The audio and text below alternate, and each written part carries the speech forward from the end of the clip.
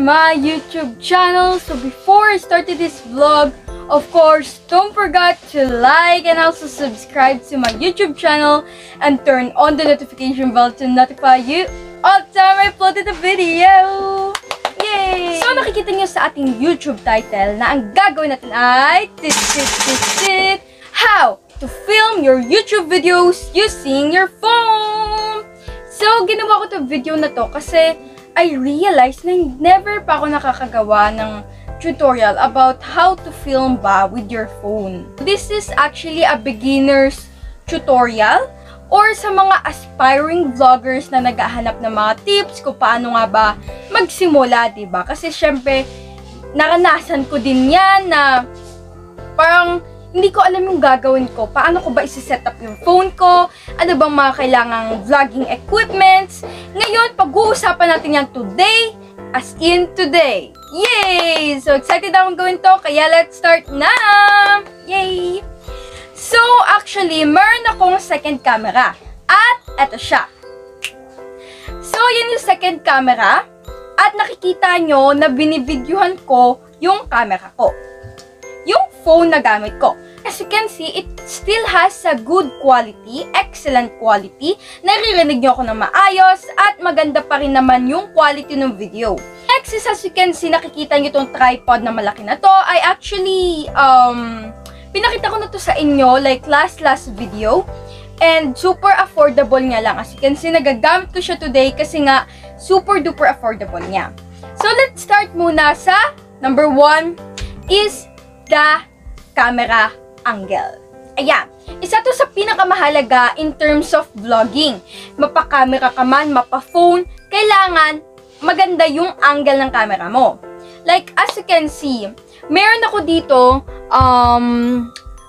tawag dito, pwede mo i-adjust. Yung tripod na to, nakabili ko, nang pwede mo i-adjust yung tripod mo. So, ayan. Pwede ko ibaba, pwede ko itaas. So, yeah. So, pwede ko siya itaas at pwede ko dito siya ibaba. Which is very, very nice. Kasi, pag yung camera angle mo nakatagilid, o minsan hindi masyadong maganda yung focus ng camera mo, yung angle nga, is ang pangit po tingnan pag i-upload mo siya sa video mo. And may chance na umalis yung mga viewers mo. Hindi ko naman sinasabi na dapat talaga may tripod ka. Pero, mas maganda po ang magiging video mo if mayroon kang tripod like me. Super haba nito. Pero, mayroon naman din akong ina-recommend sa inyo kahit mura lang to. Etong Ulanzi, teka, para maging vlogger tayo kunwari. Ulanzi tripod. And as you can see, ito ay very nice na. Maliit siya. As you can see, nakikita nyo. Maliit siya. And perfect lang siya for tables, ganyan. Pero hindi katulad nito, pag mabay tripod, pwede ka pumunta sa isang wall, then kumuha ka lang ng upuan like me. And, ayan, pwede ka na mag-vlog. Pero, it's still up to you if bibili ka ng malaking tripod, which is much better kasi kahit saan pwede kang mag-vlog. And, kahit saan, ilalagay mo lang yung malaking tripod mo. And, boom. And actually, ang maganda pa dito sa tripod na to is, pwede din siya paliitan para pwede mong dalhin pag kung saan ka man pupunta. Ayun, kailangan po is look for the best camera angle. Pwede ka maglakad-lakad sa... Hi guys! Welcome back to my YouTube channel. So before I started this vlog, don't forget to like and also subscribe to my YouTube channel and turn on the notification bell to notify you all the time I upload a video. Bahay mo! Sorry, medyo maingay.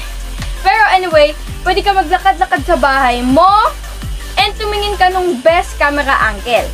And, ayun po. Tapos na tayo for the tip number 1. Kailangan mo lang ng best camera angle. At katulad nito, nakita ko to sa wall namin dito sa kwarto. Dito ko nag-vlog yan sa kwarto namin. And it's actually very nice kasi hindi lang background yun. Ayan, may background tayo.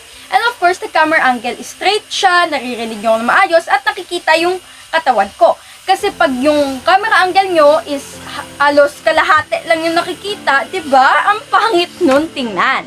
So, kailangan po talaga natin ng best camera angle. Tip number 2 is, of course, the back camera. Ganito kasi yan eh. Actually, lagi ko din ginagamit yung front camera kasi nga, kasi gusto ko makita yung mukha ko. Gusto ko makita if magulo na ba yung buhok ko. Gusto ko makita kung ano na ba itsura ko. Diba? Pero kasi, aminin na natin na mas maganda po talaga yung back camera kaysa sa front camera. At doon din yung difference nila eh. So, sa front camera, pag tinututok ko yung isang bagay, for example, isa to, pag tinututok ko siya, hindi siya nagpo-focus. Pero napansin ko, pag back camera yung ginagamit ko, which is now, I think nagpo-focus siya. Medyo mabagal lang siguro mag-focus. Pero at least nagpo-focus siya, which is nice. Ang alam ko kasi, pag camera yung gamit mo, talagang nagpo-focus siya kahit ano pang bagay yung ipakita mo. Sa phone, pag front camera, I don't think magpo-focus siya truly. Alam mo yung magbo-blur to, tapos magpo-focus lang siya dun sa mismong product or bagay na pinapakita mo. And yun yung napansin ko talaga. Kaya ngayon, simula ngayon, gagamitin ko na yung back camera. Ayun din kasi yung napag-aralan ko. Medyo pangit din pag back camera kasi di mo makikita. Pero ang ginawa ko kasi is, umupo muna ako dito, in-stand ko tong camera na to, tong phone, then nag-hi guys ako. Parang sample video lang, para mapakita, titingnan ko, tapos after ko mag-video na hi guys, tapos babalik ako doon, mga few seconds, mag-record ka, then tingnan mo if hati ba yung ulo mo, hati ba yung katawan mo, okay na ba sa'yo yung angle, diba? Pwede mo naman siya i-check kasi ganun ako. Ilang beses ako nag-try para iayusin yung tripod ko para in a perfect angle nga siya. And, tada! Nakikita nyo naman ako clearly and kasi trinay ko na nga siya kanina.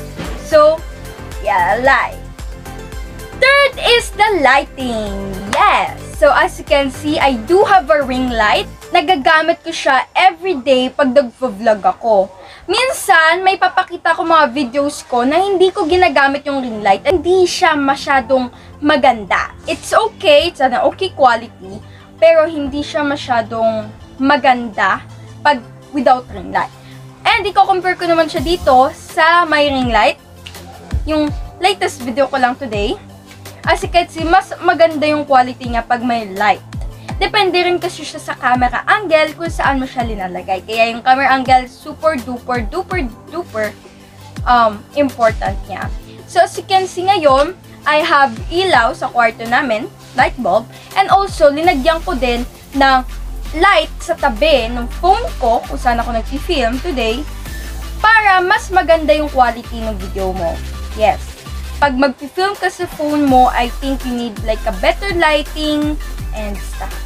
If wala ka namang ring light, wala pang budget and stuff, you could do the natural lighting. That's very helpful kasi ilalagay mo lang yung phone mo doon malapit sa bintana ninyo, then boom, makakapag-vlog ka na. So, super duper duper easy niya lang talaga. And I really, really like it. So again, this is actually for sit-in vlog lang. Kung paano nga ba mag-film for sit-in vlogs. And iba kasi yung sa travel-travel, yung iikot kang ganon. Iba kasi siya. And if gusto nyo ako gumawa ng tutorial about it, then you could just comment it down below. Then boom, okay na tayo. And gagawa ako ng tutorial about it if you guys want it. Anyway, that's it for this video. This is just a very short video kasi gusto ko talaga ipakita sa inyo if how do I film a video, how do I film. And of course, guys, if magpo-front camera kayo, I don't recommend it that much kasi nga may pagkapangit din yung, hindi naman super duper pangit. I usually use my front camera. Pero kasi maraming benefits pag back camera. Mas makikita nyo yung lens. Ayan. Mas nakatingin kayo sa lens. Kasi pag front camera, ang dami nagko-comment sa akin na hindi ako tumitingin sa lens. And I am aware of that. Kaya lang hindi ko talaga mapigilan na tingnan yung aking sarili. Hindi doon sa mismong lens. So, kaya nag-back cam na lang din ako. And maganda kasi nafo-focus mo lahat.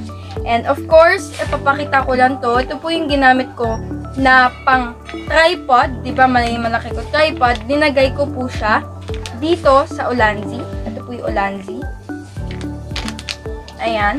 This is phone clip with cold shoe mount. Kaya nalalagay ko dito po yung microphone ko dito at kung ano-ano pa. So, yung phone ko din is nalalagay ko siya. So, I really hope that you enjoyed this video. Gusto ko lang ipakita sa inyo yung filming setup ko. Kung ano nga ba yung ginagawa ko every time bago ko mag-vlog. And ganito po siya. Naghahanap ako ng mga magagandang backgrounds. Isa na po kasi yun. Though optional lang yon para magpaganda pa ng vlog mo. Pero, mas maganda if maganda din yung background mo. Maganda na nga yung quality. Maganda pa yung background mo. Actually kasi sa camera, nakikita nyo sa mga iba na parang blur yung background nila kahit may nakalagay pa dyan. Or nasa kitchen sila, blur yung background and nakafocus na sa kanila. And maybe that's because of the lens of the camera, yung mismong camera. Since tayo, wala tayong ganun, sa phone ko kasi, wala nun, yung nabablur yung background. Kaya ang ginagawa ko is naghahanap na lang ako ng magandang background para appealing pa rin sa eyes ninyo yung video ko at hindi kayo nababahala sa dumi ng bahay. Ganon. If you guys want to ask some questions, just comment it down below and shoutouts are in the end of this video. Anyway, I'll see you guys later. I'll see you guys next week or next week. Who knows? Thank you all so much for watching. I hope you enjoyed this video and learned about something. Thank you guys for watching. Bye!